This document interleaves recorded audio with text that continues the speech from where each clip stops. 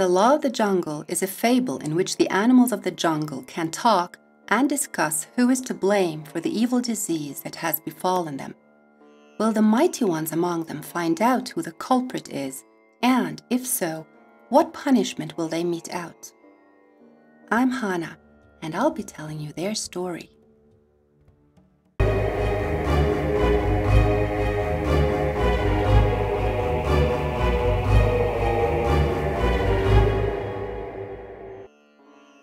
The Law of the Jungle.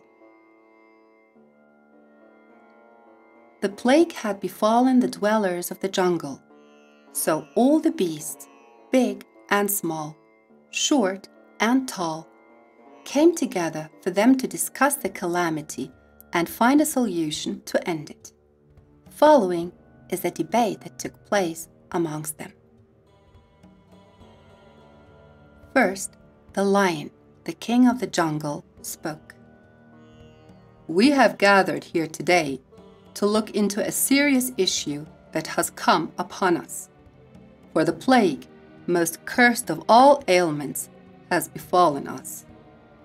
Our ancestors, since times long gone, have warned us and all those who come after that such a disease would one day befall every pride, every pack, and every herd, once they're being held accountable for an offense they have committed. But our forefathers also said that as soon as our crimes are mended and our breaches fixed, the plague would instantly vanish. So let's admit to our crimes and find the culprit. We will sacrifice them and thus soothe fortune's wrath. Next, the tiger spoke. This, almightiest of lords, is wise and sound judgment. Now the sly fox stood up. What sagacity, what intelligence, what good sense! Never have I witnessed such wisdom, my lords. So let us hear everyone out and decide on who the felon is. The lion? I will be the first to give an account of my daily acts and undertakings during my reign. So hear me, O beasts, and listen to what I have to say.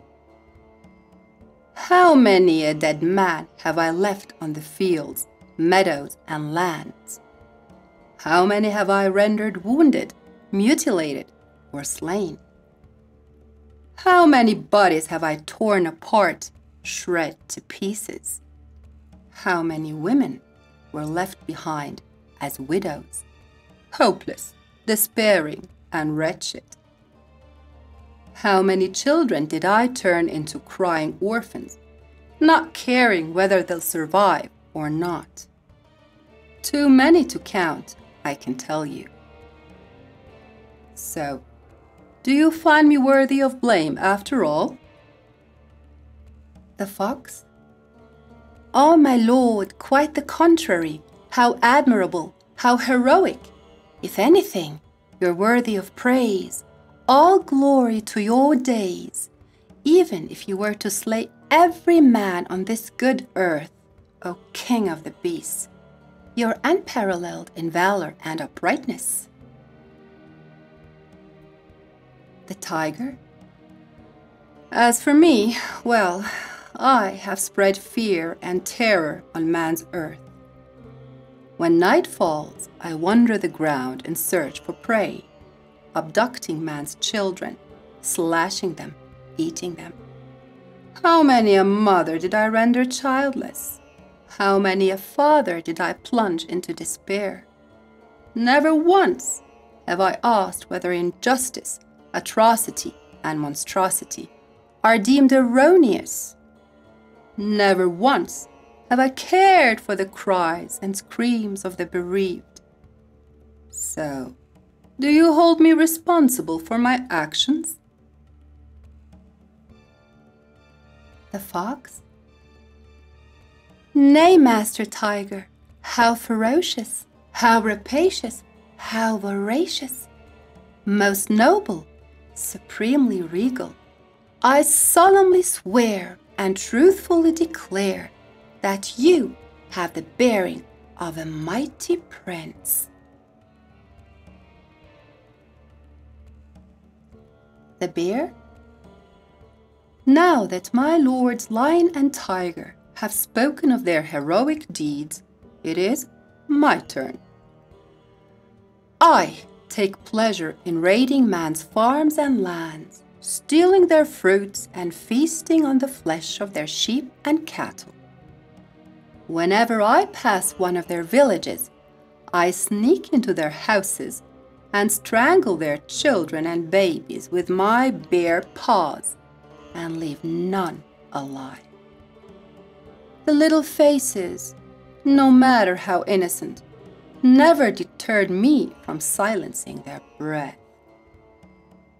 And when man comes with sword and knife to fight my strength or take revenge, I bravely flee, avoiding all danger and staying away from all peril.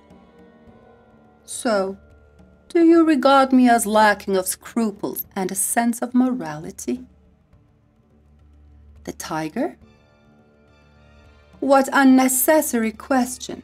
Scruples and morality. Don't make me laugh, brother bear. The fox?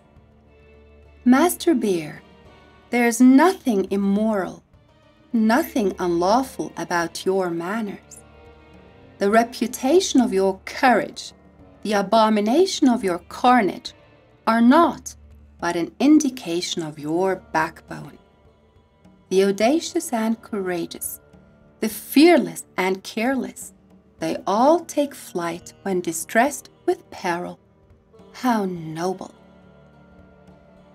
Then he turned to the donkey, who quietly stood there.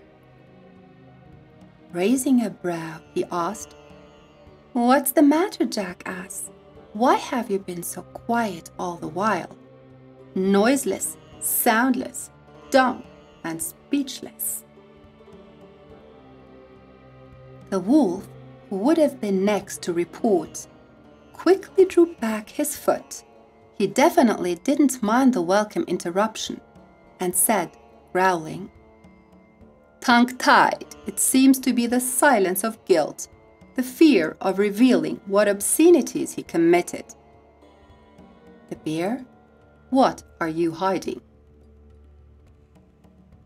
The wolf, what ugliness are you concealing? The donkey, I have done no wrong. I don't remember ever committing an ugly deed, my lords. The wolf, snarling, Shut up, cretin. Since when have you become so smart and sharp-witted, you lowliest of creatures?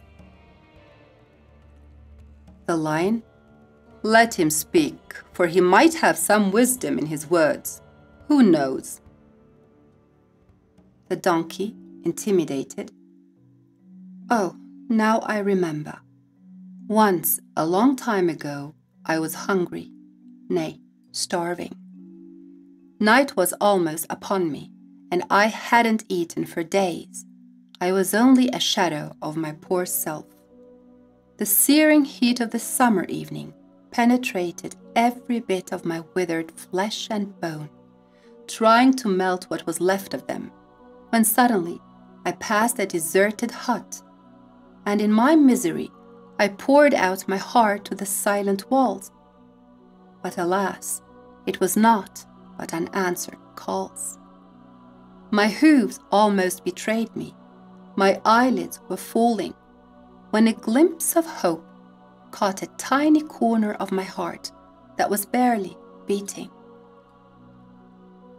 For lo and behold, there, just before me, a tiny wee bushel of wilted grass was lying there, dying. I couldn't believe it. I daren't believe it. I didn't trust my failing eyes, so I looked left and I looked right. But there was none to claim what limp straw was lying there, dumped, ditched, tossed aside. I looked up and I looked down. Maybe some unseen creature might assert ownership, and I would humbly apologize for my brazen hope.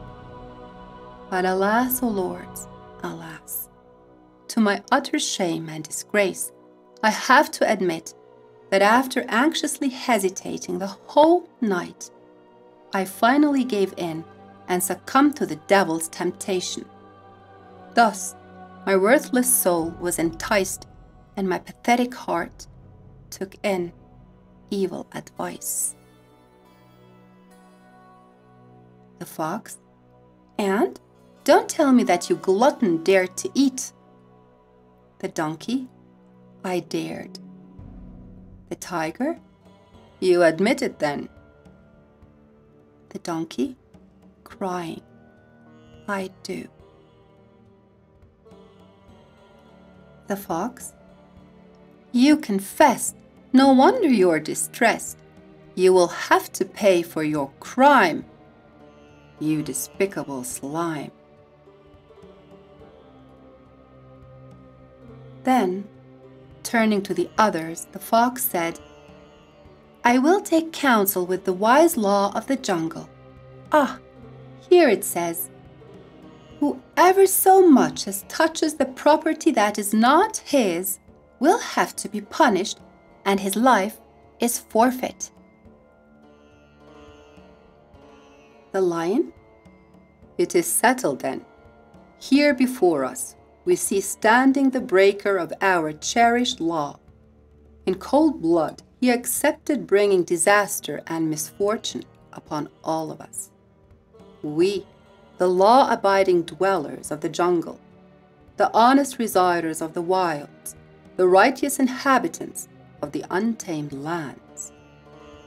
Slowly turning to the donkey, who stood there, shaking, the lion went on to say, take him now, slash him, hack him, tear him apart, sacrifice his flesh so that the heavens might be appeased, and take back this accursed disease. The tiger: so be it. The lion: drag him out, get him out of my sight. The wolf: may no beast live that don't adhere to our ways. May none survive who steal and loot so shamelessly. The donkey was led away, and all the other beasts left the council, relieved to have found the just solution, happy to have reached an upright verdict for the hideous offender.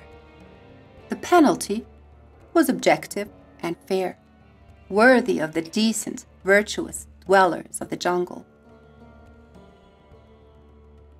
The fox, who was left behind, gave a sigh, and he said, blood must be spilled, the culprit killed. For those who are strong with talon and claw, even their crimes are held in awe. Thus it has always been in the jungle law.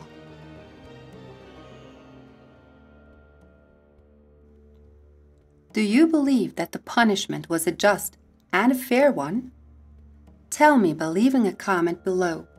Also, subscribe to this channel, hit the bell icon, and give the story a like if you enjoyed it. So, until our next story, I'm wishing you a great time.